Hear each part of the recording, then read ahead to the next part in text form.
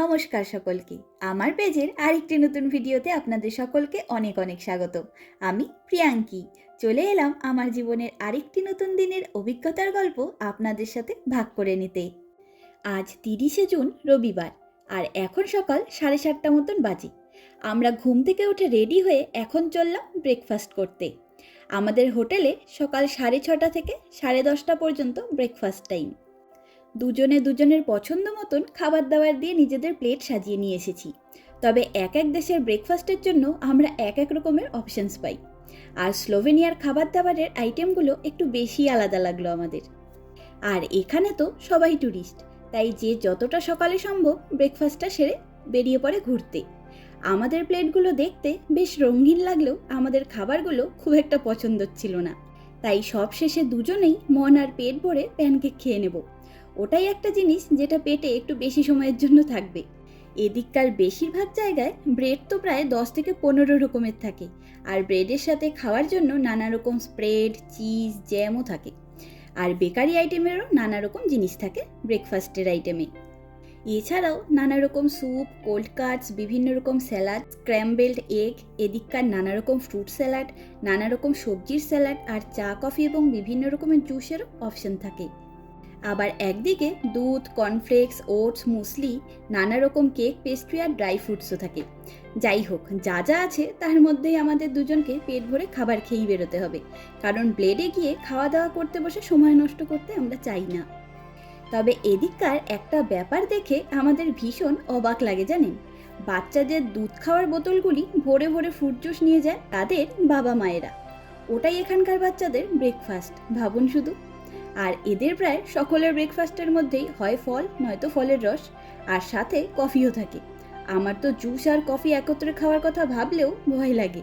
তবে সত্যি বলতে প্যানকেকগুলো ছিল দুর্দান্ত সুন্দর। এমনিতেও আমি এগুলো খেতে খুবই ভালোবাসি।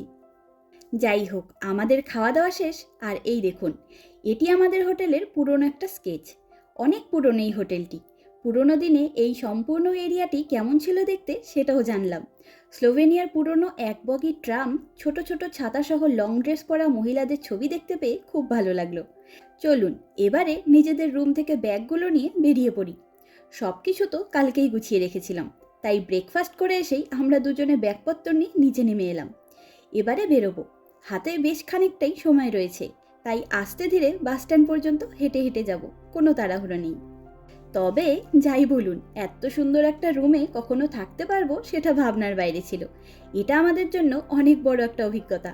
এই রুমটির রেন্ট সম্ভবত অনেকটাই বেশি। যাই হোক, কপালে ছিল একবার ডুপ্লে সুইটে থাকবার, তাই হয়তো অভিজ্ঞতাও হয়ে গেল। তবে এখন এই হোটেল আর এই শহরকে টাটা বাই বাই বলবার সময় চলে এসেছে। এবারে গুটি গুটি পায়ে এগোই। সত্যি বলতে এই যে আমরা এক একবার এক এক দেশে ঘুরতে গিয়ে সেখানে হোটেলে থাকছি, সেখানকার খাবার খাচ্ছি, সেখানকার লোকেদের সাথে কথা বলছি, এখানকার নানা রকম অভিজ্ঞতাগুলো সঞ্চয় করে বেড়াচ্ছি। সেই সব কিছু আজ রাতে ট্রেনে চড়ে আবার বুদাপেস্ট রওনা হয়ে যাব। তারপর আর কোনো দিনই এই লোকগুলোকে দেখতে পারবো না, না এই দেশের জায়গাগুলিকে দেখতে পারবো। এসব ভাবলেও কেমন যেন একটা লাগে। সত্যি বলছি, ঘুরতে যাওয়ার আনন্দ যেমন থাকে, তেমনই ফেরার সময় থাকে একরাশ মন ভার। 1 বা 2 দিনের জন্যই আসা, তবুও যাওয়ার সময়টা মনটা খারাপই হয়ে যায়। দেশের মধ্যে কোথাও ঘুরতে গেলে যেমন কোনো জায়গা ভালো লেগে গেল, সেখানে আবার ইচ্ছে হলেই পরে আরেকবার যাওয়ার উপায় থাকে। কিন্তু দেশের বাইরে এই জায়গাগুলো আর কোনোদিনই দেখতে পারবো না। এটাই জীবন, এটাই বাস্তব জানি, তবুও মনটা খারাপই হয়ে যায়।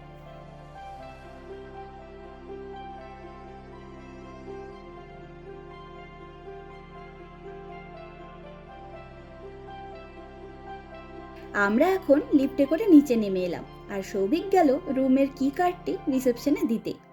তবে আমরা আমাদের বড় ব্যাকপ্যাকটা হোটেলের লাগেজ এরিয়াতেই রেখে দিয়েছি। রাতের বেলা একবারে স্টেশনে যাওয়ার আগে ব্যাগটা নিয়ে নেব।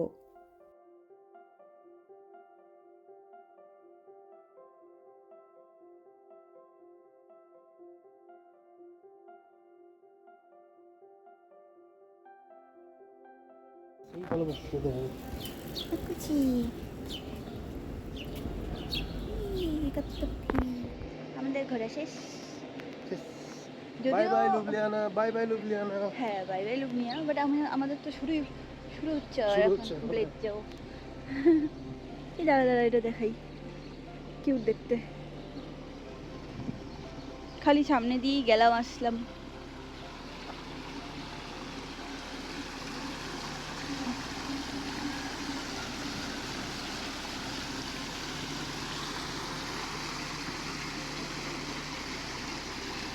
এইগুলো কিন্তু পাখিদের জন্য খুব ভালো, বল? ওই দেখ না, আনন্দ করে স্নান করছে পায়রাটা।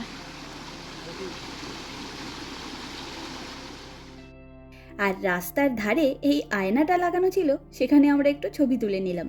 দুজনেই ঘুরি, তাই একে অপরের ছবি তুলে দিই, কিন্তু আমাদের একত্রে ছবি তোলা আর হয়ে ওঠে না। তাই কোথাও আয়না পেলেই টুক করে কিছুটা ছবি আর ভিডিও তুলে নিই। এই শহরের নানা রকম ভালো লাগার বিষয়গুলির মধ্যে আমার একটি ভীষণ পছন্দের ব্যাপার হলো, এই শহর থেকে লেক ব্লেড যেতে প্রায় 1 ঘন্টা 15 মিনিট মতো সময় লাগে।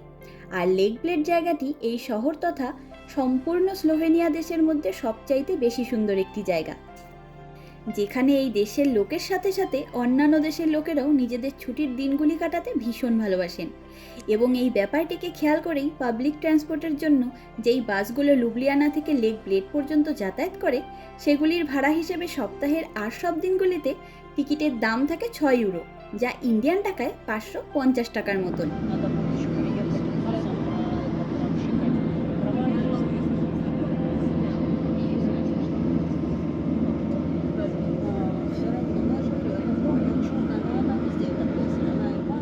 আর শনি রবিবার অর্থাৎ উইকেন্ডের বাস ভাড়া থাকে 2 ইউরো করে, যা ইন্ডিয়ান টাকায় মাত্র 183 টাকার মতন। ভাবুন খালি, কি সুন্দর ভাবনা।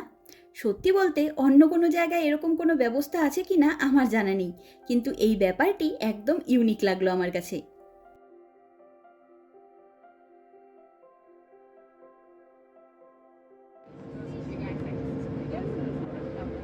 এটাও কি স্লো?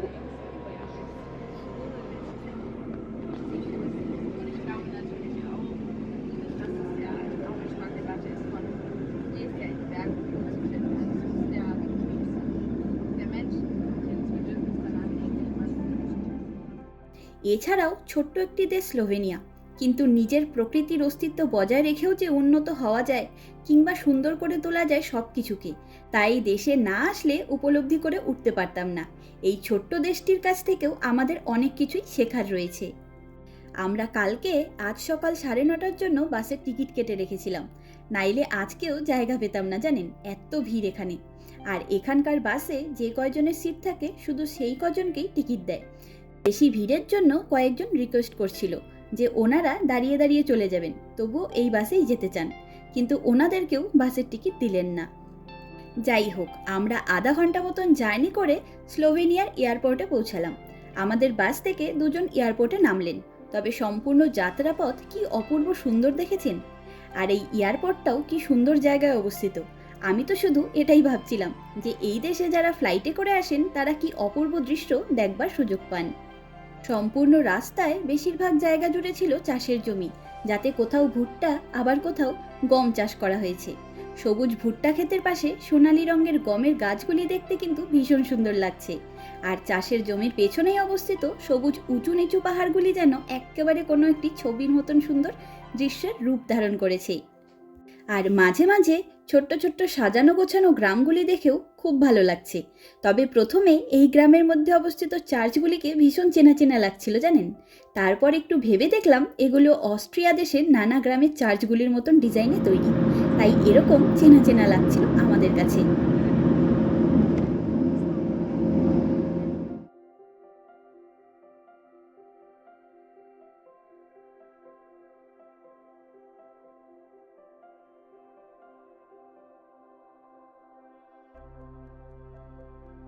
আমরা চারিদিকের অপূর্ব সুন্দর সুন্দর দৃশ্য দেখতে দেখতে আর আপনাদের সাথে গল্প করতে করতে ব্লেডে পৌঁছে গেছি। এদিককার বাস স্ট্যান্ডগুলিও কি ছোট্ট আর মিষ্টি দেখতে।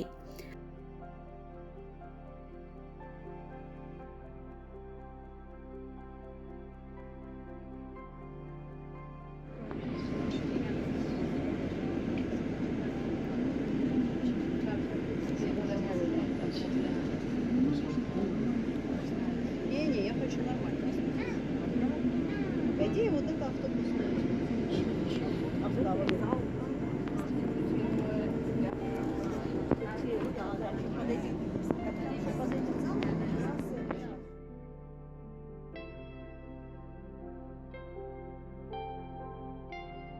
আমরা এখন নামলাম বাস থেকে, আর এসেই ইনফরমেশন অফিসের সামনে দেখা পেলাম এই বোর্ডটি।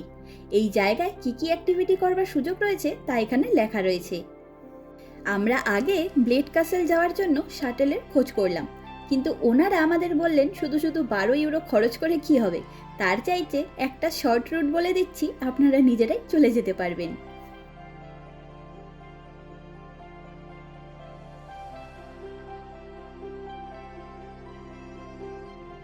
আর এই সম্পূর্ণ জায়গা সহ বাস স্ট্যান্ডটির পরিবেশটা ভীষণ সুন্দর ছিল। তবে বেশিরভাগ লোকেরাই দেখলাম সাইকেল রেন্টে নিয়ে রওনা হলো ঘুরতে। এটা কিন্তু বেশ ভালো ব্যাপার।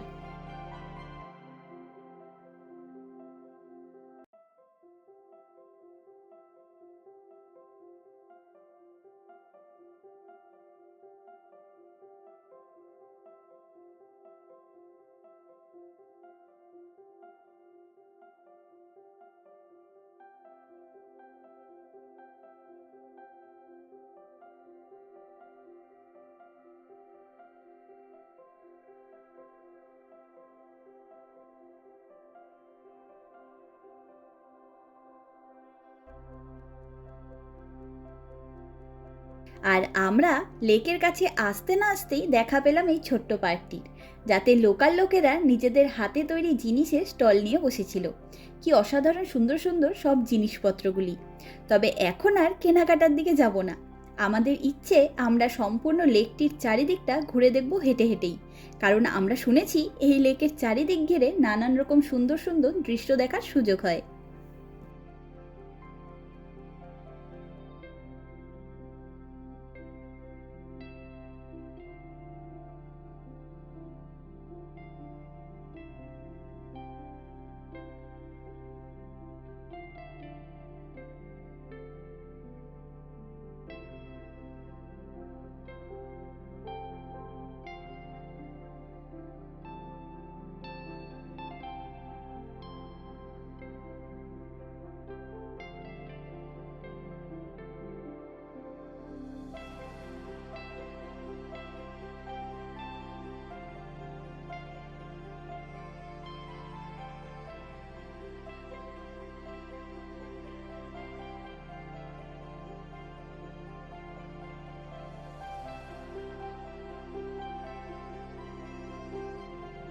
আর এই ফুলগুলি আমার ভীষণ পছন্দ, তাই আপনাদের সাথেও তা শেয়ার করলাম। তবে লেক ব্লেডের ভিডিও আমি পরের দিন পোস্ট করব। পরের ভিডিওটি বেশ খানিকটা বড় হবে, কিন্তু অপূর্ব সুন্দর কিছু দৃশ্য দেখতেও পারবেন। চলুন আজ তবে গল্পের ঝুড়ি গুছিয়ে নিই। দেখা হবে, গল্প হবে স্লোভেনিয়ার অন্তিম পর্বের সাথে খুব তাড়াতাড়ি। সকলে ভালো থাকবেন, সুস্থ থাকবেন, আনন্দে থাকবেন। নমস্কার।